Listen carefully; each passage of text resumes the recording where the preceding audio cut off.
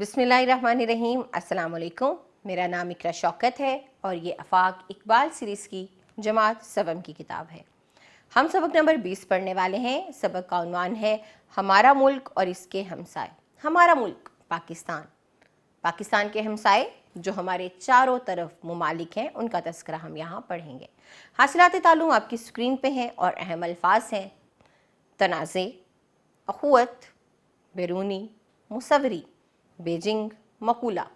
चलिए मतन का कुछ हिस्सा पढ़ते हैं और हम पढ़ेंगे चीन के बारे में। चीन जो हमारा हमसाया मुल्क है, जो हमारा अच्छा दोस्त भी है, चलिए उसके बारे में कुछ मालूमात पढ़ते हैं। चीन पाकिस्तान के शुमाल मशरिक में चीन वाक़ है।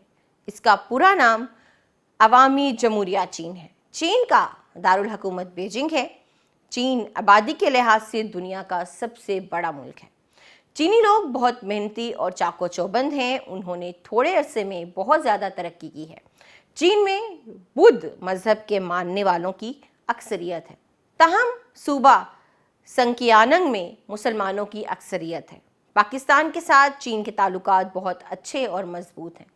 चीन ने हमेशा मुश्किल वक्त में पाकिस्तान की मदद की है। शाहराए कराकरम चीन और पाकिस्तान को आपस में मिलाती है। इस शाहरा के ज़रिए से पाकिस्तान और चीन के दरमियान तिजारत को फ़रोग मिला। तो ये एक मुल्क था जिसका हमने कुछ तज़किरा पढ़ा, और मुल्क कौन सा है? चीन है।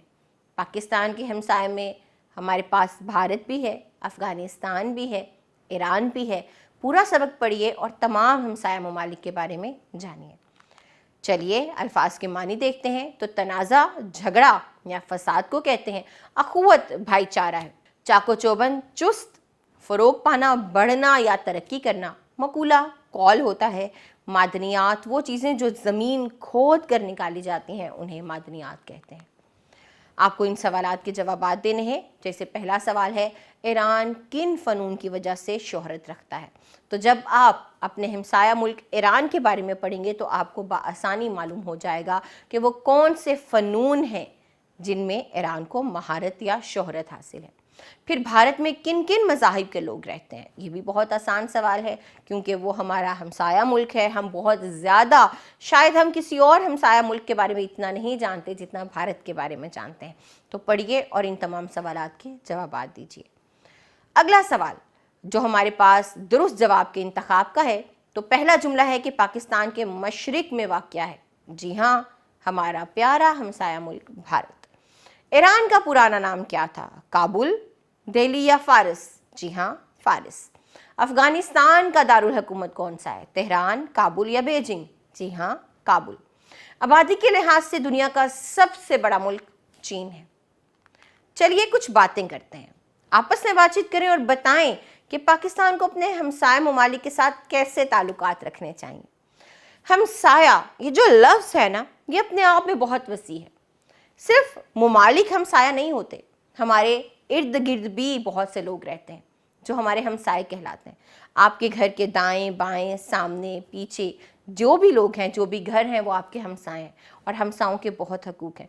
आपने आपस में बातचीत करके ये बताना है कि हमें हमसायों के साथ कैसे सलूक या ताल्लुकात को रखना चाहिए।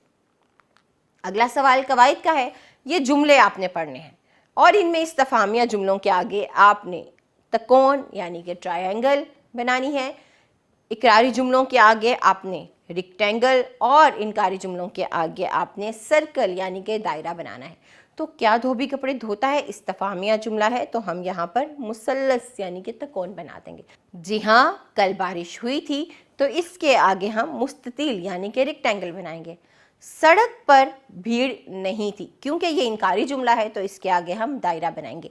ये मैंने एक तरफ के जुमले पढ़े, अब आप दूसरी तरफ के जुमले पढ़िए और देखिए कि इसमें मुसल्लस आएगी, हमारे पास मुस्ततिल या दायरा कौन सी शक्ल आएगी। आगे बढ़ते हैं लिखाई की महारत की तरफ। आपने पाकिस्तान के हमसाया ममालिक के बारे में पढ़ा, इनके बारे में 10 मरबूत जुमले लिखिए। तो ये आप इस तरह से लिख सकते हैं कि आप पाकिस्तान के मशरिक, मगरिब, शुमाल, जनूब में जो ममालिक वाक़ हैं सब के बारे में मिलाकर 10 जुमले लिखिए। अगला सवाल यह है कि आप इस मरतबा छुट्टी का दिन कैसे गुजारेंगे? इस दिन का हाल आपको डायरी की सूरत में लिखना है। बताइए क्या करेंगे? सुबह उठकर नाश्ता क्या करेंगे? کہیں جانا ہے یا نہیں جانا، اپنے دن کو کیسے گزارنا ہے، ایک ڈائری کی صورت میں لکھیے۔ یہاں آخری سوال سرگرمی کا ہے، تو چارٹ پر پاکستان کے ہمسایہ ممالک کے جھنڈے بنا کر رنگ بھریں۔ آپ نے جھنڈے لگانے نہیں ہیں، بنانے ہیں، اور ان میں رنگ بھی بھرنا ہے، اور ان کے نام لکھ کر اس چارٹ کو اپنے کمرہ جماعت میں آویزاں کرنا ہے۔ یہ ہمارا سبق تھا جو اختتام کو پہنچا۔ اس میں جو تصورات دیے گئے ہیں انہیں دہرائیے تاکہ آپ ذہن نشین کر سکیں۔ اپنا خیال رکھیے گا، ہم اگلے سبق میں ملیں گے۔ خدا حافظ۔